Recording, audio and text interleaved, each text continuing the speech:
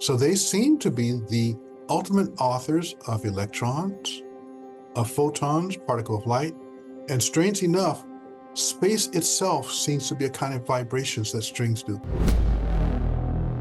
So string theory actually explains or predicts dark matter as well. It demands dark matter for its mathematical consistency. So whatever you say in science is never absolutely taken to be the truth, if you understand the nature of science. We have a sponsor for this episode of Apple Finch Pudding. But before I delve into this, I want to be very clear about what this sponsorship is being used for. This sponsorship is being used to support the podcast. This means buying subscriptions to software we need, maybe some editing, or buying some other material that will benefit the podcast. That being said, our sponsor for this episode is Supersymmetry. As researchers, we need to read a lot of papers, and more are being published every day. As a result, reading papers is becoming more or less a full-time job, leaving us virtually with no time to do our actual jobs, which is research. This is where Supersymmetry comes in. Supersymmetry provides you with an AI-based summary of the papers you provide. However, Supersymmetry is much more than just a summarizing tool. It lets you chat with your papers. You can ask questions, for example, like what material and methods are being used, but it can also provide you with insights as to what would be good avenues for future research based on the papers you provide. If you want to try out Supersymmetry for yourself, there's a link in the description below. If you use this link, you can have a 7-day free trial. However, if you want to go for a paying subscription, don't forget the code based on this podcast, which is AFP25. So AFP stands for Apple Finch Pudding 25, because you will get 25% off on your subscription. Go definitely check it out. See if it's something you like. If you like it, please go for it. But for now, let's go back to the show. Welcome to Apple Finch Pudding, your gateway into the world of science. Today's scientist is Sylvester James Gates Jr., a professor of theoretical physics at the University of Maryland and Brown University. His work focuses on string theory and supersymmetry. Welcome, Jim. Thank you very much. I'm very happy to be here, Jeroen. My first question is always the same. Do you have a fun science fact for our listeners? A fun science fact for our listeners. I'm not sure how much fun it will be, but I was 4 years old when I decided I wanted to become a scientist. Wow, okay, that's really early. So you actually always wanted to become a scientist? Yes, from the earliest thoughts of becoming anything, it was a scientist or an astronaut. I mean, the two were tied up in my mind. And in terms of science, was it always a physicist? No, I had just a broad interest in science from age 4 to 16. But at 16, I took a physics class, and then I knew it was not all of science I wanted to work in. It was physics. Oh, was it because of a specific teacher or something? Yes, indeed. I had a fantastic physics teacher by the name of Mr. Freeman Coney. So I have a picture of the person who changed my mind from studying all of science to studying physics. In 1968, I was in high school, and Mr. Freeman Coney, whose picture you see on the screen now, taught me physics. I was the only 11th grader in the class, and I absolutely loved the class. It was the first place I learned special relativity. And believe it or not, the equations that accompany Mr. Coney's pictures were not in that class, but I certainly learned their content at the time. Wow. So that's already pretty advanced, no? It's very unusual in most education in the United States for someone in 11th grade to be exposed to physics at this level. But you have to understand that I was born in 1950. When I was in school in 11th grade, segregation, that is the separation of young people by race, was almost strictly enforced almost everywhere. And so I went to an all-Black high school where the teachers were also only African-American, mostly. And that meant that you had some extraordinary people teaching because they didn't have opportunities to pursue their skills elsewhere. So I ran into this amazing physics teacher, Mr. Freeman Coney, in 11th grade because of the unfairness of the system. but I was certainly a beneficiary of his great knowledge. So actually, if the system would have been more fair, Mr. Freeman would probably be a PhD or something. He would have been probably something other than a high school teacher. Yeah, that's a bit sad, but luckily you made it. So things might have improved a bit over time, I hope. This is a very interesting question. In fact, my country is moving backwards right now in regards to having an open education for people of the African diaspora. Do you see that improving anytime soon? No, I don't. People, how do I say this? People often think I'm cynical, but what I really am is an amateur historian. And I've looked at the history of my country as this has ebbed and flowed, especially on the issue of fairness for all of its citizens. And typically, if you read enough American history, you understand that these questions have no permanent answers. There's an ebb and flow to it. And these ebbs and flows are typically on the order of several decades. I tell people the following. If you want to know what time of the day it is, you look at a watch. If you want to know what time of the year it is, you look at a calendar. If you want to know when you are, you should look at history. But maybe to dig a bit more into your past. So I know you always wanted to be a scientist, but you also mentioned it very briefly. There was a short time where you aspired to, or maybe a longer time, but a short time when it was possible to become an astronaut. Well, it is true that I applied to become an astronaut. So as I said, my interest in science was born at 4 years old from watching a science fiction movie about space travel. And so I had these dual intertwined dreams for a very long time in my life.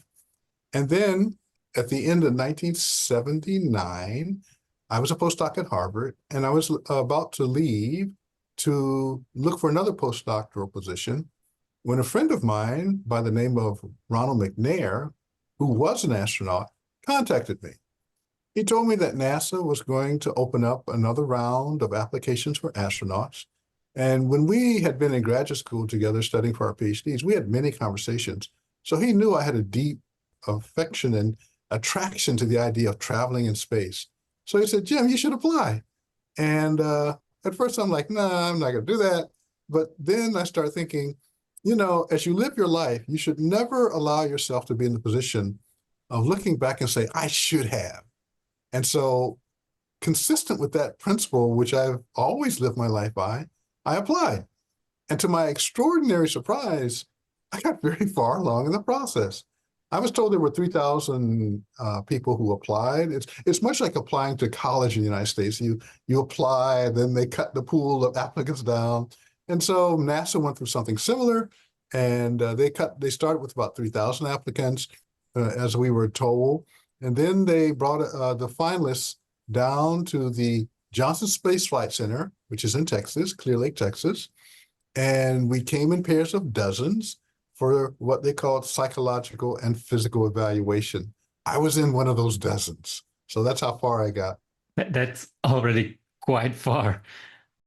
Although I did apply and got quite far in the process. In fact, there was only one more step. If I was in the group for which the final selections were made. But what happened went along a different path. Some months after the visit to the Space Flight Center, I got a call from a NASA official. And they started the call off by lauding my career and what I had accomplished so far. And of course, as soon as they did it, I knew that meant I was not selected, because that's what happens. I tell young people all the time, if you apply for a job and you get an answer where they start praising you at the beginning of the call, it means you didn't get the job. And so I let the person go on with the other. Then finally he said, well, Professor Gates, I'm sorry to have to say that we've decided to go in another direction. At which point I began laughing hysterically. And I'm sure that the phone was silent. And I'm sure the person at the other end thought, oh my God, there's some kind of emotional shock that's been administered to this guy. But what they didn't know was that by that time, I had gotten an offer to go to Caltech to do a sabbatical, to work in the group of Richard Feynman, one of the greatest physicists, together with Murray Gell-Mann, another one of the greatest physicists of the era, in their research group. And so my laughter was the reaction to the fact that fate had made the decision for me, and I was quite happy not to have that burden lifted. Yeah, I can imagine.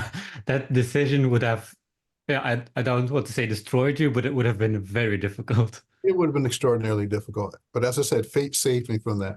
And actually, it turned you towards Richard Feynman. How was that? Oh my goodness, yes. So Richard Feynman was one of my generation's, as young people, one of our just Olympian gods of physics is the best way I know how to describe his position in the firmament. And to suddenly have the opportunity to join his research group was a dream come true. In fact, it wasn't even a dream. It was something I could not have dreamt possible. Let me put it that way, because that's more accurate. And then suddenly, in the fall of 1980, I'm at Caltech, joining his research group, meeting Professor Feynman in person for the first time, also meeting Professor Gell-Mann, because they co-led the research group there on fundamental physics, with both of them possessing Nobel Prizes, a very unusual situation, to say the least. And Yeah. a bunch of young people like me being the beneficiaries of being able to work with them. However, the person who really influenced us young people the most was neither of them. It was another physicist by the name of John Schwartz. Most people have never heard of John, but John is actually the inventor of string theories that are actually mathematically consistent. That's actually perfect because I wanted to talk about string theory next. Could you maybe to start briefly tell us what is string theory? Well, there is a video at YouTube where I have attempted to do this in 30 seconds. So if you don't mind, I'd like to simply give a reprise of that explanation, then we can expand it, okay? Yeah, perfect. Okay, so imagine that you have a yardstick. It's, about this big, or a meter stick. Cut it into equal pieces, throw away 9, and keep 1. You go from something this big to about something that big. Repeat this process. You then go to something about the width of my fingernail. Now, that process is called powers of 10. I like to ask non-scientists, how many times do you have to do that to get to the size of the atom? Most people cannot answer that question, but the answer turns out to be 10. You do this process 10 times, you go from our world to the size of the atom. Now, keep doing this process. If you do it 18 times, you get to the end of our ability to actually measure things in the universe. But keep doing this process in your mind's eye. We have lots of mathematical evidence that if you do this 35 times, you will discover these structures we call strings. And that seems to be where string theories are. 35 times. Yes, sir. 35 times, 35 orders of magnitude between these objects that string theory indicates are part of the fundamental description of physics in our universe. We call them strings, by the way, not because they're actual strings. They're smaller than any string that, we could perceive, but the mathematics of these objects is almost precisely identical to the mathematics of stringed instruments, violins, pianos, and what have you. And that's how it got the name string theory. And do they have a physical appearance? Well, you see, let's back up. In order to have physical appearance, these things have to detect light rays. Light rays are on the order of nanometers, so 10 to the minus 9, 10 to the minus 10. Remember, I said 10 to the minus 35. So they have no way to directly communicate with us. We can only indirectly infer the existence of these objects. For a long time, we could not directly see atoms. In fact, the first person to know the size of an atom is someone very famous, but not for this. His name is Albert Einstein. It was in 1905 when he wrote a paper on what's called Brownian motion, that part of the mathematics of that paper, which starts by observing that if you have particles, let's say pollen, suspended in a tube, they will jiggle around chaotically. And so he's the first person to explain how that works in terms of mathematics. And in order to make that explanation, you have to know the size of atoms. And so that's why he's the first person who knows that you do that process 10 times that I was describing a moment ago. But mathematically, we assume they are strings. We have evidence, the strongest evidence that we have, that at that level, there's a structure that we have given the name strings to, yes. And if we then talk about things like electrons and protons and stuff, we subdivide it even further. So are we actually saying that electrons are made of strings, for example? That's exactly right. The strings that we have found mathematical evidence for, when they vibrate, you know, if an ordinary string vibrates, you hear a wonderful note, right? When these things vibrate, you see particles. Their vibrations look like particles when you study the mathematics of the vibrations. So they seem to be the ultimate authors of electrons, of photons, particle of light, and strange enough, space itself seems to be a kind of vibrations that strings do. So strings, if this is a correct and accurate view of our universe, are the ultimate authors of reality. In fact, some years ago, I was asked to put together a series of lectures for the public on string theories. And so I entitled it String Theory, the DNA of Reality. What does that mean according to you, that even the smallest things, or as big as the universe, is all made of strings? Everything. That's why they're called theories of everything. We can see a mathematical pathway that leads from these objects to particles. The particles are fundamental particles, quarks, electrons, muons, photons, the sorts of things that are studied at CERN and the Large Collider there, the W and Z particles, all of those seem to be vibrations of strings. Once you get to the level of those particles, then life gets interesting because you can start to build atoms, you can start to build molecules, you can start to build us, which we think is very interesting. You can start to build stars, planets, the universe. I might be wrong, but the theory of everything includes like combining all fundamental forces. And do we have a theory of everything? Is string theory the theory of everything, or potentially it could be? Potentially it could be, and for many of us, and I include myself, they are the only good candidate I see to fulfill that role. There are people who disagree, but I don't think such disagreement has a good basis. Okay, so string theory, because it's also been speculated that it's a dead end, you assume it's not. Well, there's lots of speculation around string theory, but one of the things I like to tell people is that physicists are also people too. So we have our own sociology, and we all have people who purvey fake news that's been going on forever. All I can tell you is that I have spent my life looking at possibilities, and I see no alternative to string theory.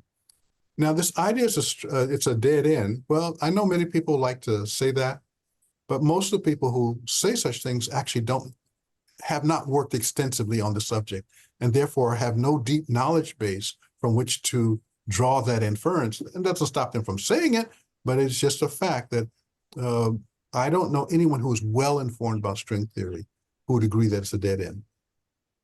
So, and then if you go to the theory of everything, so that's the combination of the fundamental forces, what are the fundamental forces, and what can we already maybe combine with string theory, and what is not possible at this point?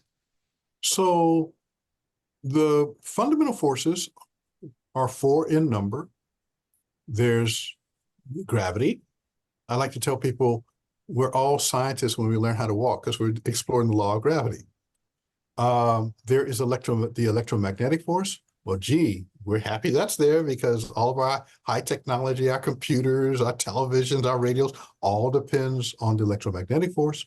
But there are also 2 other forces in nature that are extraordinarily important.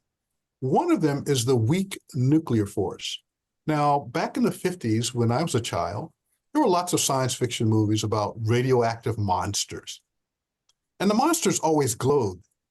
although the monsters in those movies are fiction, the glow is not. It turns out that radioactivity does cause a glow.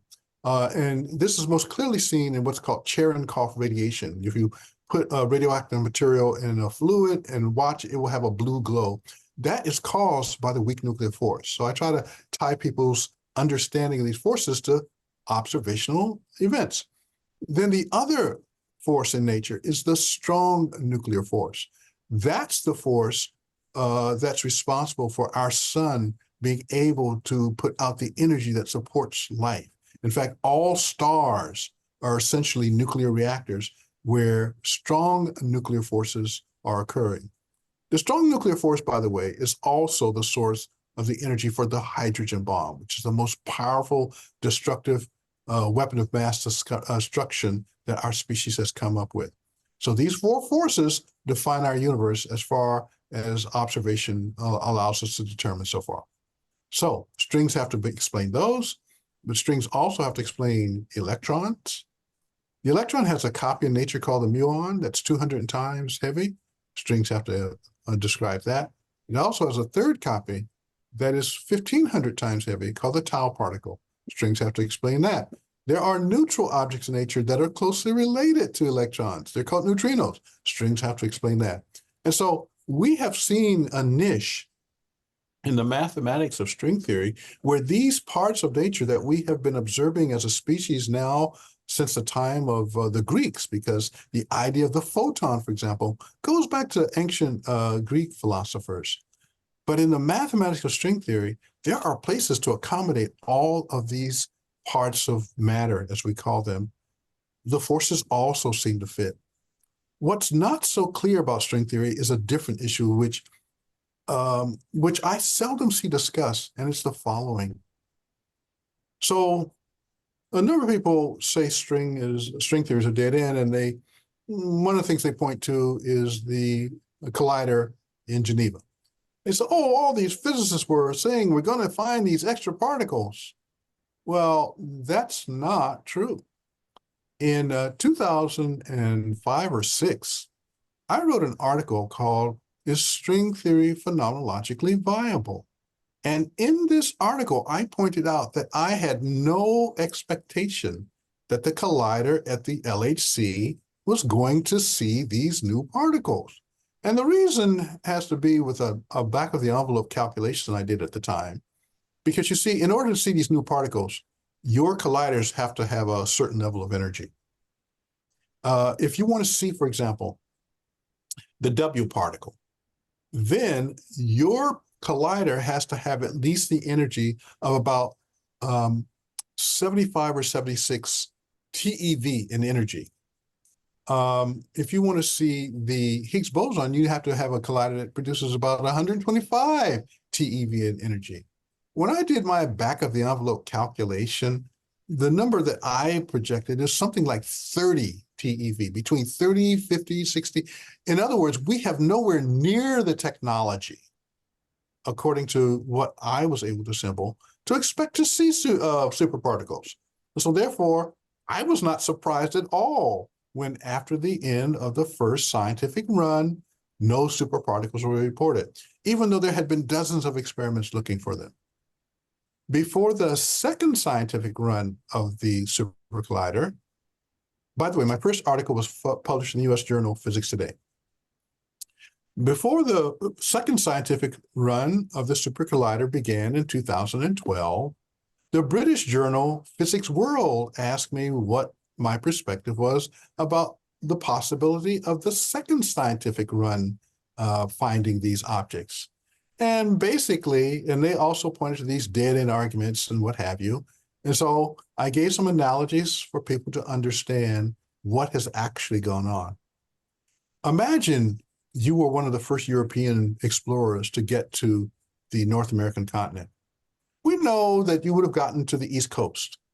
And now suppose, for whatever reason, one of your philosophers told you, you will find these giant trees, we'll call them sequoia trees, by searching in this new continent. Now, as a new explorer to the continent, you would have been limited to the East Coast and therefore never had the opportunity, the means, or the motivations to go to California. where such trees actually exist. And so from my perspective, the reason we were not finding these purported new particles is because our technology simply was not good enough. So when the second scientific run for the LHC was made, I looked again at what energies the collider could produce, and it's far insufficient to meet the number that I thought would be reasonable. So this is the story that unfortunately journalists and a large part of the public never heard about in this search for superstrings and what have you. And so some of us never believed the hype. I'm sorry, most people never got the message, never got the memo. But strings do have a problem, by the way, a very deep, even philosophical problem that, again, I almost never see discussed for the public. And by the way, thank you for giving me this opportunity so that people who are interested in these things can get sort of the real story. String theory is a human construction. And, we humans think different thoughts. That's what it means to be human. We're not robots. We're not computers. We are people. So if you look at the history of string theory, the modern interest in string theory can be traced to 1984, 85, or 86. What happened? Well, a group at Princeton, led by the Nobel laureate David Gross, discovered a piece of mathematics called the heterotic string. And in these works, they describe certain mathematical equations. And when you look at their equations, looks like you got to have at least 10 dimensions to make the equations mathematically consistent. Now, that's true if you look at their equations. But you see, theoretical physics is a lot like classical music. And one thing that you see in classical music is what are called variations on a theme. One piece of music will come, and I see you shaking your head, so you know what I'm talking about. I hope your listeners do. Variations of the themes are very important things in classical music. They're also very important in theoretical physics, but much less talked about. So if you look at these original papers by Gross, Harvey, Rome, and Martinek, those are the authors, they basically laid out a type of mathematical score. People like me and others can look at that score and ask, are there variations on those themes that they wrote? And the answer turns out to be yes. In the late 1980s, 3 different groups of physicists figured out themes on this 1984 breakthrough where there were no extra dimensions. There were only 4 dimensions, those being 1 time and 3 space. I know about this work because I and a friend of mine named Warren Siegel wrote one of these themes. So you now take our new themes and you look back at the original work, and the first thing we discovered is that these original works by Gross and company only explored 2 different mathematical variations. If we think of these as pieces of music, 2 different variations of their composition. My friend Warren Siegel and I found a 3rd variation that they never wrote. In order to write this variation, you actually have to create a new piece of mathematics called a relativistic quantum field theory. Well, that's what young people do. We invent new stuff. It's like, we don't just only invent rap music and jazz. We invent new mathematics. So my friend Warren Siegel and I invented a 3rd theme for this 10-dimensional description of string theory. But hidden in this theme, we also discovered how to take the mathematics of the standard model, that's the mathematics that tells us about quarks and leptons and W particles, to take that same mathematics and apply it to string theory. And when you do that, 4-dimensional strings emerge very naturally. And again, this is part of the story that has not gotten out into the public domain, and I thank you for giving me this opportunity. And as I said, we were only one of 3 groups to do this. There were 3 of them, and the others, their mathematics doesn't apply to the standard model, but the mathematics that I and Warren Siegel discovered is exactly an extension of the standard model. And so string theory is by no means dead end, except for those people who don't understand what string theory is about.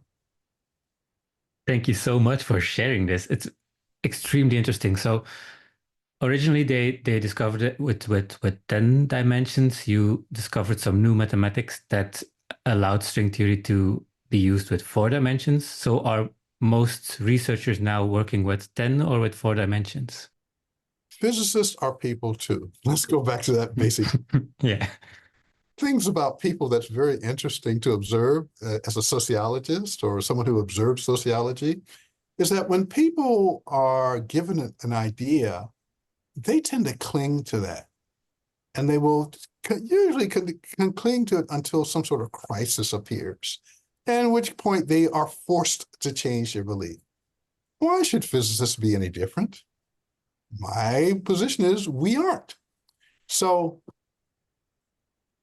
most of the people who continue to study string theory have been slightly driven to the crisis. There's something called the landscape out there, which is too complicated. Maybe you'll get another guest to talk about the string theory landscape. But it has pushed a lot of string theorists to understand that being wedded to this notion of higher dimensions is probably not the right way to go. In fact, in 1989 or so, I called the higher dimensional description of string theory the Ptolemaic view of the universe. You know, Ptolemy believed we were at the center of the universe. That turns out to be wrong. So I felt like this idea of higher dimensions was probably wrong. So I called it the Ptolemaic view of the universe. On the other hand, I prefer the Copernican view, which is actually more accurate. And this 4-dimensional stuff is more accurate.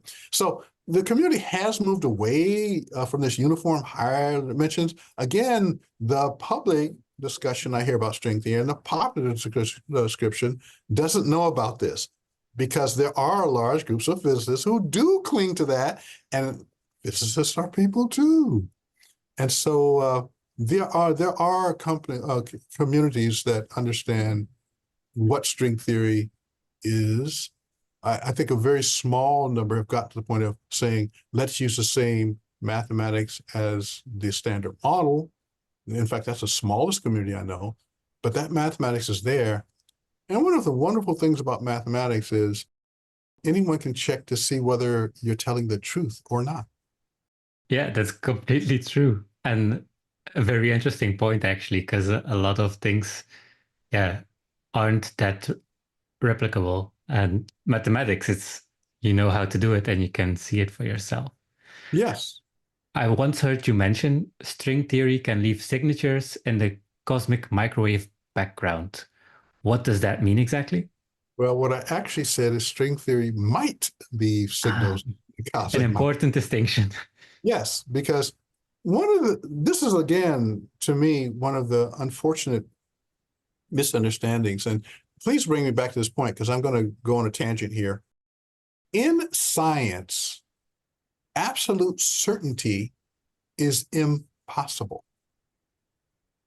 We know this because for a couple of reasons. A, we know that we have reached a stage as a species that in order to develop science, we can no longer depend on our 5 senses.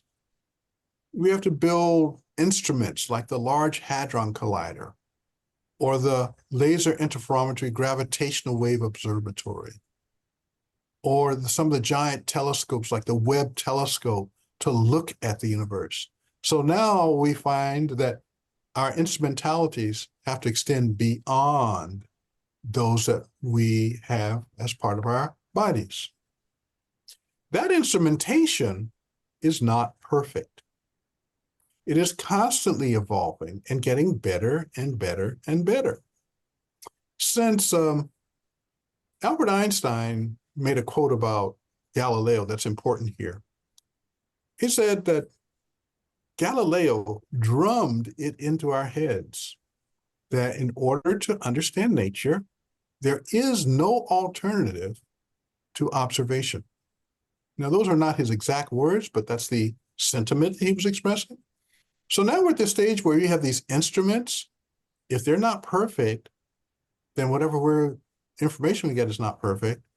And therefore, whatever beliefs we have about that information can't be perfect. And therefore, there is no definite belief that one can have. However, science differs from other systems of belief in a couple of major ways. And one of them is it's a system which has built into it an appreciation of its imperfections, and that's part of doing good science. You always have to state what we call the error bars in experiments. That's about the stuff that might go wrong on a particular day because your instrument didn't work properly, or maybe you weren't working properly, maybe you had a bad day, right? So whatever you say in science is never absolutely taken to be the truth, if you understand the nature of science. And now I need you to bring me back to your question again.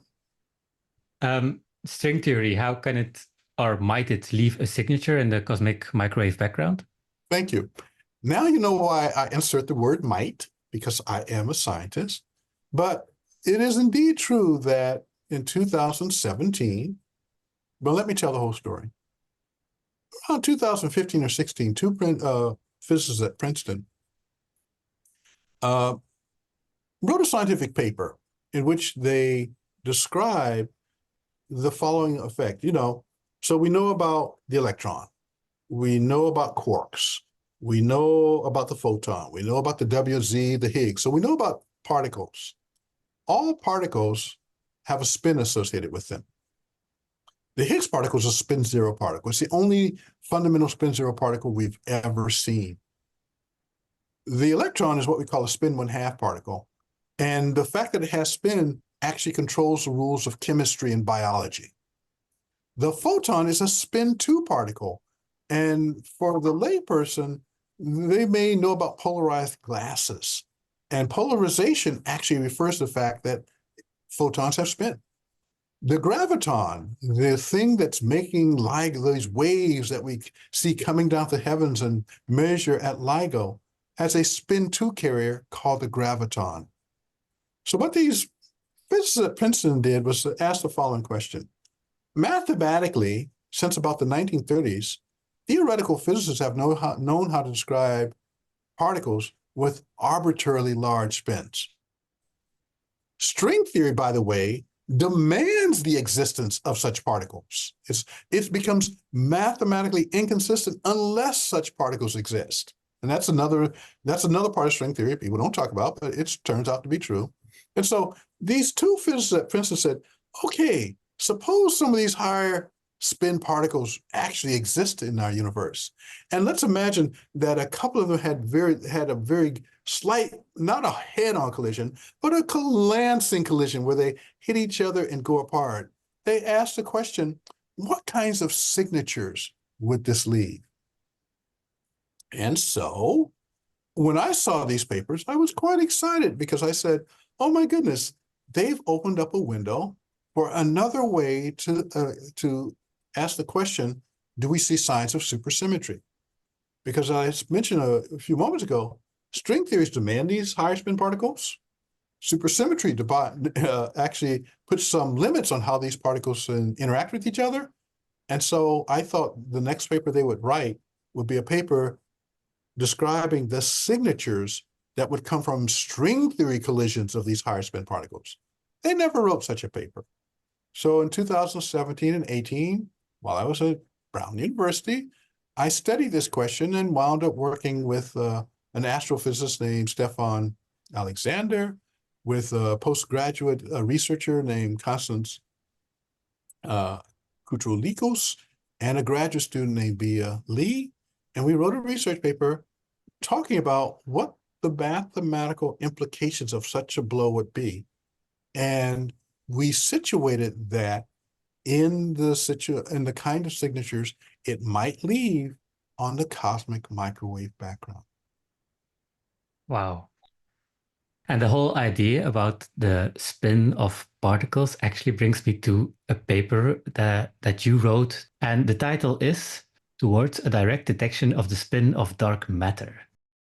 So you already touched upon the spin part, but maybe before we go into that, what is dark matter? Okay, so, our species we've made some progress at this thing called science since Galileo drummed it in our head how to do it. That quote from Einstein, I think, is so appropriate. So we've learned that electrons exist, atoms exist, protons exist, quarks exist, Higgs, W, Z's particles exist. And we're not, almost on the verge of being able to prove that the graviton exists. We know that it forms waves, but we haven't actually seen the quantum of gravity. When we find out that gravity carries energy in packets, those carriers will be the gravitons for those fans out there who are Star Trek fans like I am. Those are gravitons. So that's what we know about from our scientific studies of the universe and what we've discovered and are able to measure. And yet, going back to the 1930s, there's been a hole in the story. And this hole was first detected by a scientist named Fritz Zwicky, who was a researcher at Caltech. And what he did was made an observation about the rotation of stars in our galaxy. So, you know, our galaxy looks like a big pinwheel. You can get some pictures for your audience at this point. It looks like a big pinwheel that's slowly spinning in space. And what Fritz observed was the following.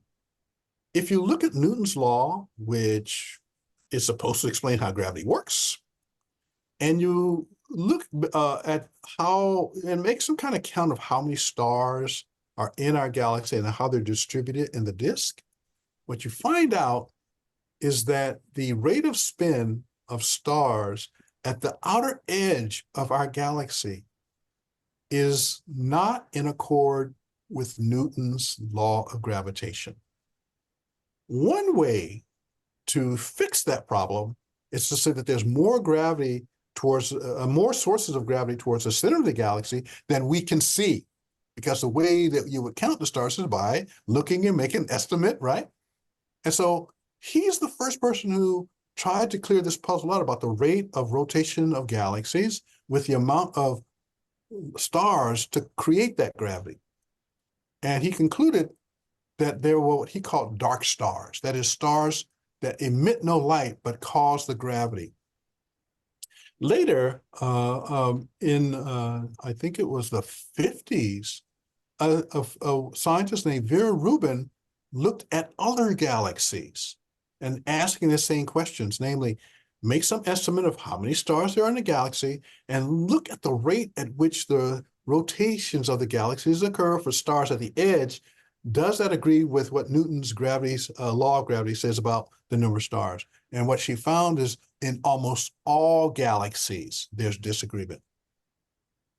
And so dark matter was initially offered to explain why this rate wasn't different, why what you could see in the amount of gravity from stars that you can see is not in accord to this amount of gravity that stars at the edge of the galaxy feel, that the deficit would be this stuff called dark matter. So that's the history of dark matter.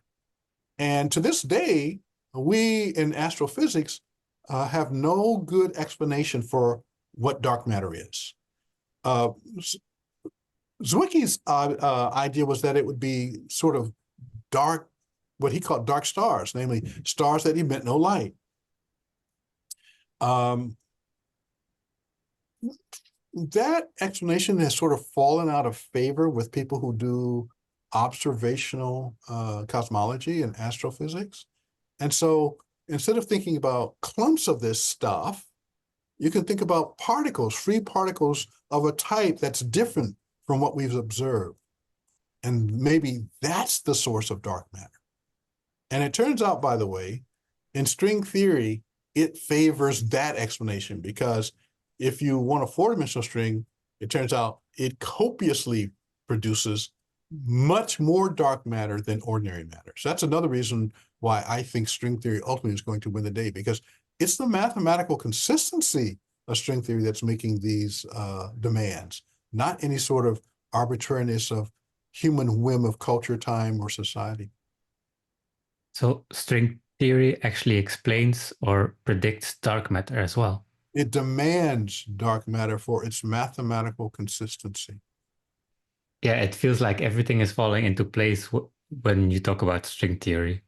Yes, and that's why many of us feel that the criticisms that are out there in the popular realm where you exist in this podcast and for your audience why it is just so very deeply misinformed about the reality of everything we know about our universe and this piece of mathematics. And the fact that dark matter can have a spin, is that different than for any other particle to have a spin?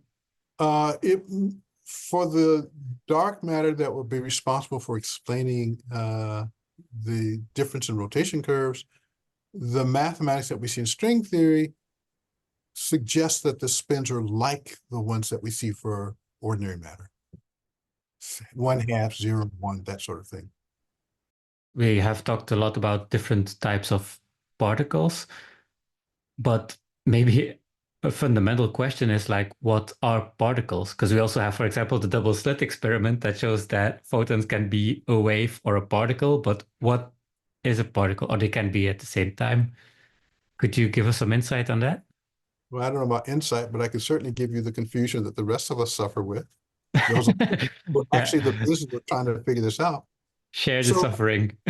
yeah, share the suffering. I have no problem telling you what I know about this stuff and why it confuses some of the greatest physicists in history.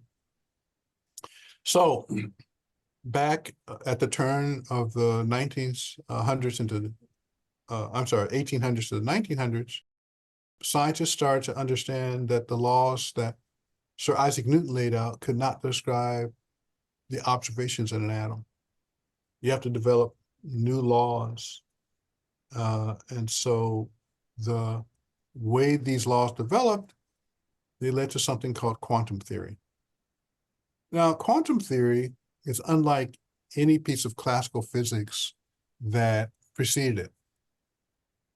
It is, in fact, a statement that what you call a particle has wave-like attributes, and that waves can have particle-like attributes, and that there are no definite predictions in the way that they occur in classical physics, but there are probabilities about what may be measured. They limit, again, what we as humans can know about the universe. And in particular, one of the things I find most striking about quantum mechanics is that it says that our species exists in a set of circumstances that was accurately laid out by Plato in the so-called Allegory of the Caves. And I'm not sure if many people are into philosophy, but the Allegory of the Caves is a story that I'll let your readers go look up if they're interested. But basically, it says that there are limits on what humans can perceive and know about reality. And quantum mechanics makes that much more stronger. So when a person like me talks about a particle, person that does this stuff, we're not talking about particle in the sense of the Newtonian idea of a tiny billiard ball. We're talking about particle in the sense of quantum mechanics, namely that the actual description of things in our universe are determined by things that are called wave functions and field operators, and that it's the excitations of these things that we perceive as particles. So we have to step away from the idea of particles as billiard balls, actually. What you say about the philosophy or the thought experiment by Plato is actually, if I'm not mistaken, it's like the sun is behind him and he sees like the shadows in the cave, so he cannot see what's behind him. That's So exactly right. yeah, That's yeah, exactly what and that's the circumstance of being human in this universe. yeah. We cannot see the truth, but we can see the shadow of the truth. That's correct. This idea of particles also brings us to one of your topics as well, is supersymmetry. But what is supersymmetry? So this is a chart I created about 10, 15 years ago to show people what we think are the fundamental elements for building a universe. I like to say, if you had these things, you could build a universe in your basement. So what are they? Okay. So over here, we can see a little ball with a symbol E inside of it. That represents the electron. But the electron actually comes in either what we call spin up or spin down parts. It has two states, and that's why you see that there are two balls that have the letter E in them, these two right here. Nature, as I mentioned a little while ago, provides a copy of the electron, which is 200 times as heavy. It's called a muon, and that's what we see here. She also provides a copy that is 1,500 times as heavy. That's called the tau particle. Now, you'll see there are other things in that blue sphere sector. All of them share certain properties, so we collectively call them leptons. Just to be clear, so we are, some people might only be listening. So we're having like 4 quadrants, right? And you have the quadrants with matter and fermions on the left bottom. And that's what we're talking now about, electrons and muons and tau. Tau particles, yes. Yeah, okay. Now, you'll also see spheres that are red with letters in them. Those represent the quarks that people may have heard exist in the interior of protons and neutrons. And they come in what we call families. There's the up and down quark, so that's the symbols U and D in a red sphere. There's the charm and strange quark, again, balls in a red sphere. And then finally, the top and bottom quarks, again, balls in a red sphere. So this looks like how you build a universe such as we live in. On the other hand, if you look in the upper right-hand quadrant, you see there are a very different set of objects. There's a yellow sphere with a Greek symbol gamma in it. That represents the particle of light, or the photon. The bluish purple sphere with a Z in it represents the Z particle that was discovered at CERN. And the W represents, you'll notice there are plus and minus on that symbol. Those also denote the W particles that were discovered at CERN at about 80 GeV. The G in the green sphere actually represents 8 particles called gluons. And then finally, the H is the famous Higgs particle. So this is what our universe looks like in terms, this chart, the way to think about this chart is Mendeleev created this wonderful chart of elements.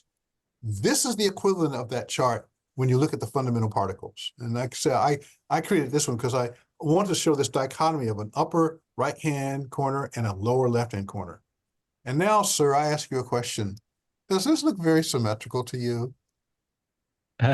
No, not at all, actually. Thank you. If you said yes, I would like to recommend a doctor for you to see. And so suppose we live in a universe that actually looks like this, where there are lots more of these fundamental particles, and they, when you take them all into account, they cause you to have a left-right balance in this table. This is the meaning of supersymmetry, that there are lots more of these particle types than we have discovered in our science so far, and that they will arrange themselves so that when you put them in this quadrant picture, you will have a left-right symmetry in the quadrant picture. That's supersymmetry. So we have a lot of different actually particles that most of us have, or most people haven't heard of. But where can we find those other particles? Why are they not discussed, for example, in high school? That's a wonderful question. Why aren't they discussed in high school?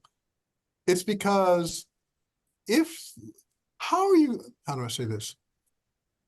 So far, that larger list of particles that I showed you exists only as mathematical results.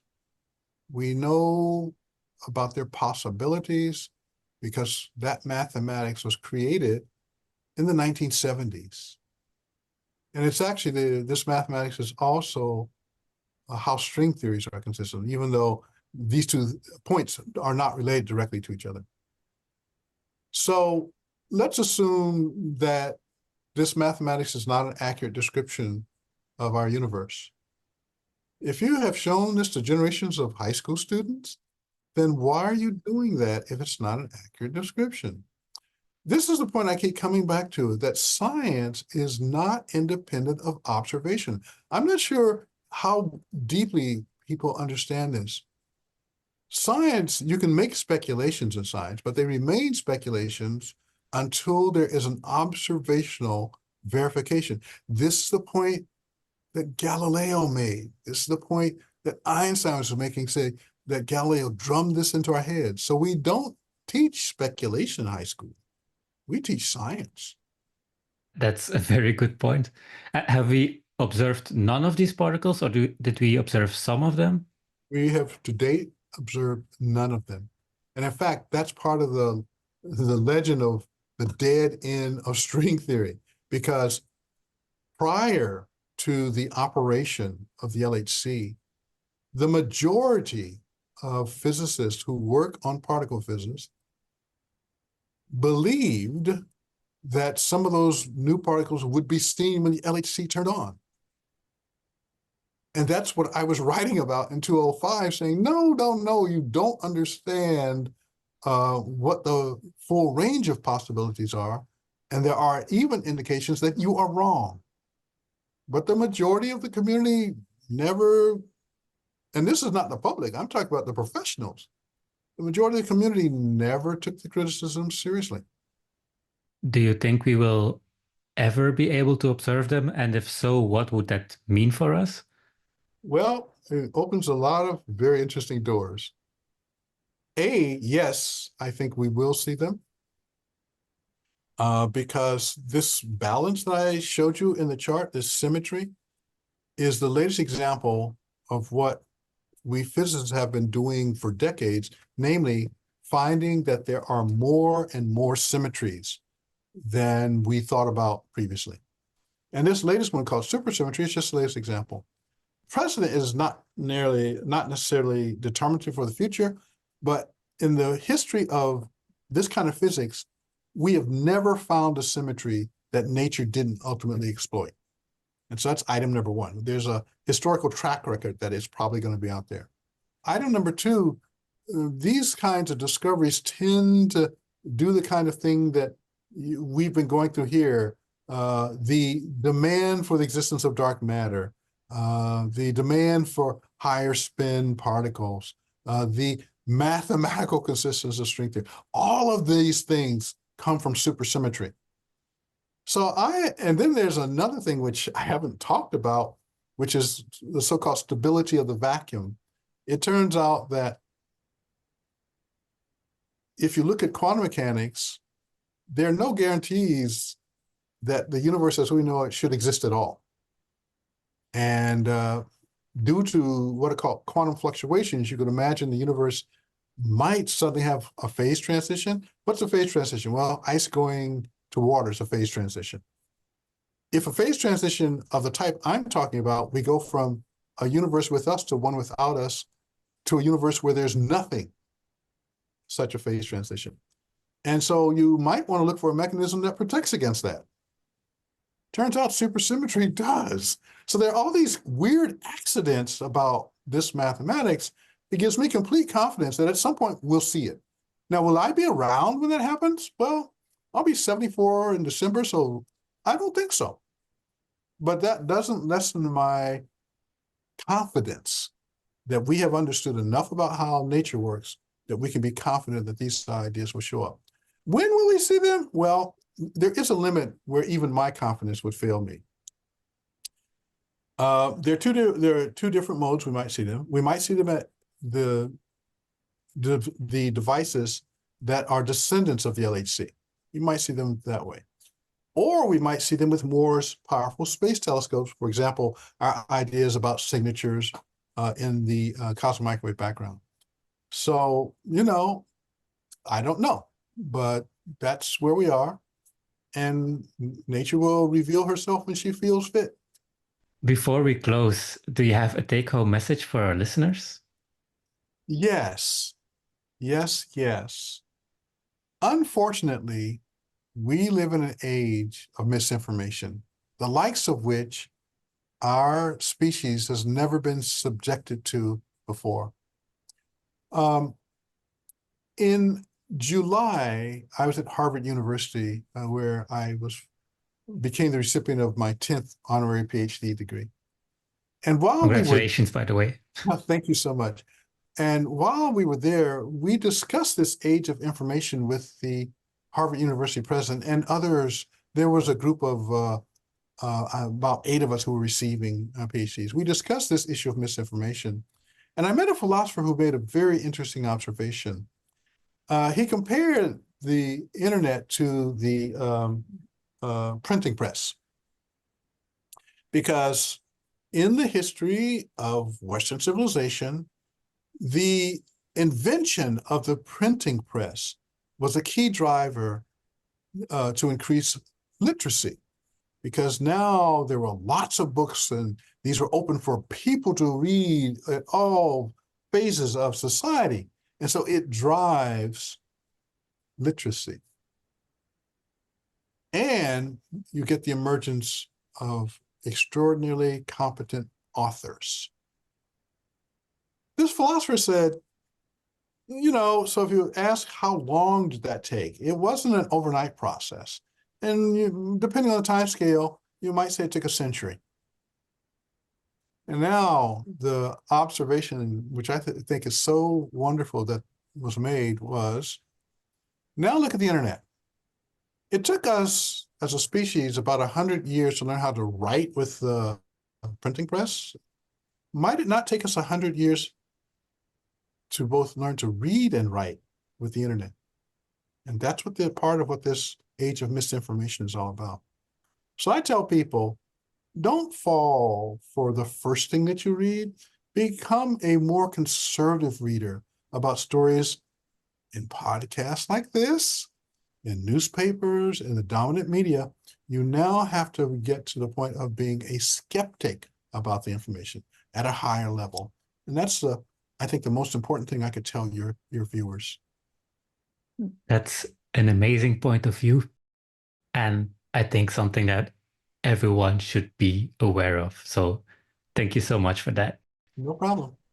This was Apple Finch Pudding. I want to thank Sylvester James Gates for the information. Let's meet again for the next episode of Apple Finch Pudding.